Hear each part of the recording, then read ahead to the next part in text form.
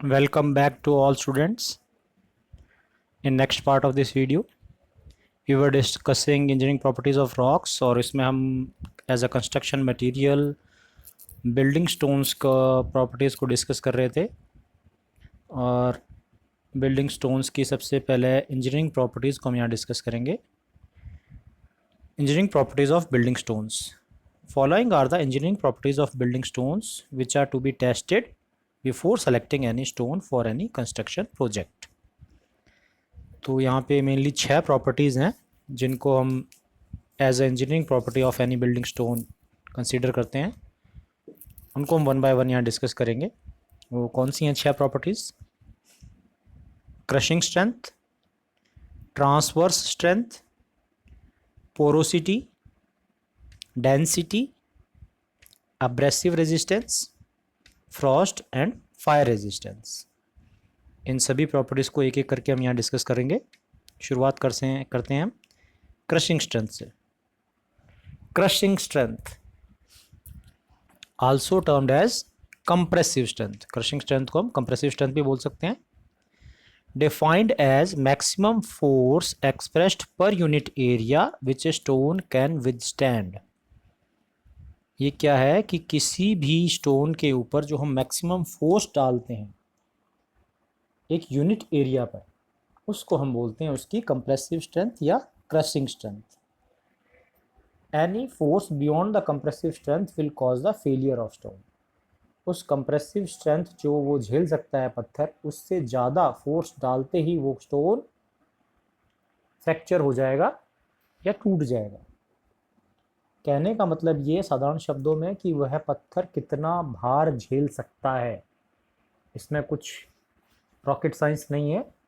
Simple कि एक rock जो हमने सैंपल लिया है, एक स्टोन जिसे हम कंस्ट्रक्शन में यूज़ करने वाले हैं, तो वो रॉक उस काबिल है या नहीं कि वह उतना भार झेल सकता है या नहीं।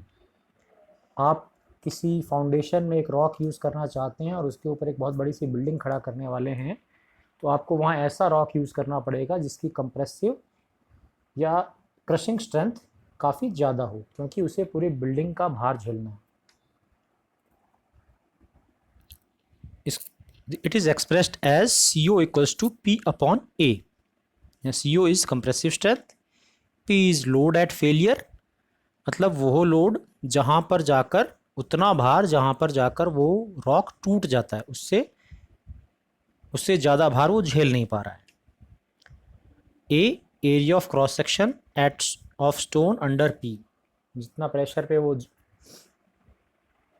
पत्थर टूट रहा था या फेल हो रहा था, वो प्रेशर जो P झेल रहा है उस स्टोन का एरिया, और इसकी यूनिट है kg पर सेंटीमीटर स्क्वायर। ये यहाँ पे दिख नहीं रहा है स्लाइड में, इसको क्लियर कर दूं।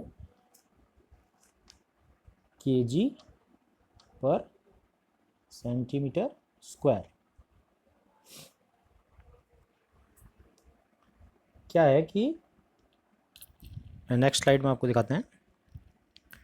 Crushing strength on the basis of practical determination of compressive strength it can be of 2 types. अब कंप्रेसिव स्ट्रेंथ या क्रशिंग स्ट्रेंथ को जो हम मेज़र करते हैं लैब में, तो इसके 2 तरीके हैं। 2 तरीके से हम इसको मेज़र करते हैं। तो यूनिएक्सियल या उसको अनकन्फाइंड कंप्रेसिव स्ट्रेंथ बोलते हैं।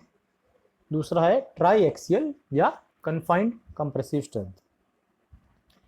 यूनिएक्सियल जैसा कि नाम से दिख रहा है, यूनिएक्सियल एक एक्सिस, इसमें हम जो रॉक के ऊपर का कंप्रेशन डालते हैं, कोई फोर्स डालते हैं, एक ही एक्सिस के अलोंग डालते हैं।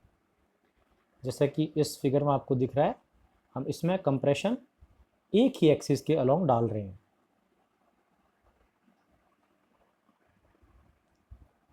इसमें कोई लेटरल सपोर्ट नहीं होता है।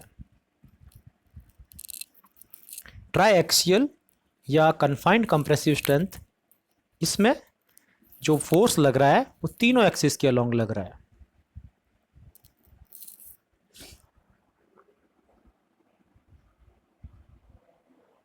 इसलिए इसको हम बोलते हैं ट्राई एक्सियल कंप्रेसिव स्ट्रेंथ। इसको हम थोड़ा समझ लेते हैं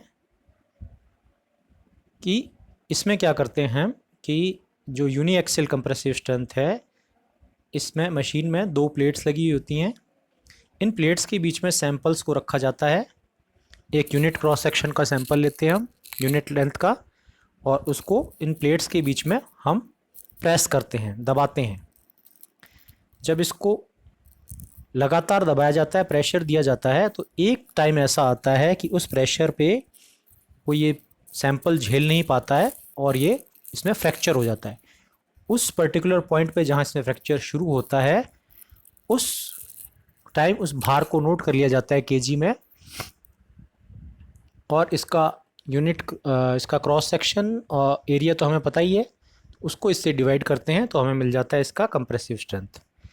और वहीं ट्राई एक्सियल या कन्फाइंड कंप्रेसिव स्ट्रेंथ में भी सेम ही है, उसमें भी ये 2 प्लेट्स हैं, लेकिन डिफरेंस ये है कि इसमें ये जो पूरा सिस्टम है ये एक कैबिन के अंदर बंद होता है, जो कि जिसका हम प्रेशर कंट्रोल कर सकते हैं। ऑयल प्रेशर होता है इसके अंदर, या आपको देख पा रहे होंगे यहाँ दोनों प्लेट्स के प्रेशर के साथ साथ चारों तरफ से, सभी तरफ से एक प्रेशर और क्रिएट होता है, जो कि इसको लेटरल सपोर्ट प्रोवाइड करता है। इसलिए इस तरह से जो हम प्रेशर नापते हैं उसको बोलते हैं ट्राई एक्सियल या कन्फाइंड कंप्रेसिव स्ट्रेंथ। ये पिक्चर में भी दिखाया हुआ है, तो आई थिंक यहाँ क्लियर है। और जिस रॉक की क्रशिंग स्ट्रेंथ या कंप्रेसिव स्ट्रेंथ ज़्यादा है, वो हमारे एज अ बिल्डिंग स्टोन काम में लेने के लिए अच्छा स्टोन है वो हमारे लिए। Crushing strength of any rock depends upon following factors. अब क्रशिंग स्ट्रेंथ किसी भी रॉक किस पे डिपेंड करती है? उसकी कंपोजिशन पे, टेक्सचर पे, स्ट्रक्चर पे, या मोड ऑफ फॉर्मेशन पे। मोड ऑफ फॉर्मेशन कैसे? जैसे igneous rocks shows highly crushing strength as having. अब इग्नियस रॉक की क्रशिंग स्ट्रेंथ ज़्यादा होती है, क्यों होती है? क्योंकि उसमें क्रिस्टलाइन करैक्टर है, कॉम्पैक्ट है, इंटरलॉकिंग टेक्सचर है, यूनिफॉर्मिटी स्ट्रक्चर है। तो इग्नियस रॉक में कंप्रेसिव स्ट्रेंथ ज़्यादा होगी। वहीं सेडिमेंट्री एंड मेटामॉर्फिक रॉक्स जो होंगे उनमें कंप्रेसिव स्ट्रेंथ कंपैरेटिवली कम है। क्यों है? क्योंकि उसमें कुछ प्लेन्स ऑफ वीकनेस होती हैं। उसमें बेडिंग प्लेन्स मिलते हैं हमें, फॉलिएशन है, सिस्टोसिटी है, क्लीवेज है। इन सब की वजह से उसकी कंप्रेसिव स्ट्रेंथ कम हो जाती है। Sandstone shows very low crushing strength when loaded parallel to bedding planes and when loaded perpendicular to the same structure. अब कोई अगर हम सेडिमेंट्री रॉक कंसीडर करें कि मान लीजिए सेडिमेंट्री रॉक की कुछ लेयर्स हैं, इस रॉक के परपेंडिकुलर यहाँ हम अगर प्रेशर डाल रहे हैं तो ये इस प्रेशर को बखूबी झेल सकता है। उसके बजाय अगर हम प्रेशर इस तरफ से डालेंगे तो ये ज़्यादा प्रेशर को नहीं झेल पाएगा, और क्या होगा? ये अल्टीमेटली टूट जाएगा, ब्रेक हो जाएगा।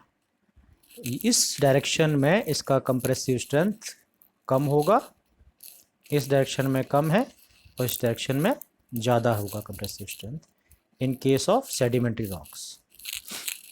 So I think it is clear compressive strength. Next property we will discuss in next part of this video. Thank you.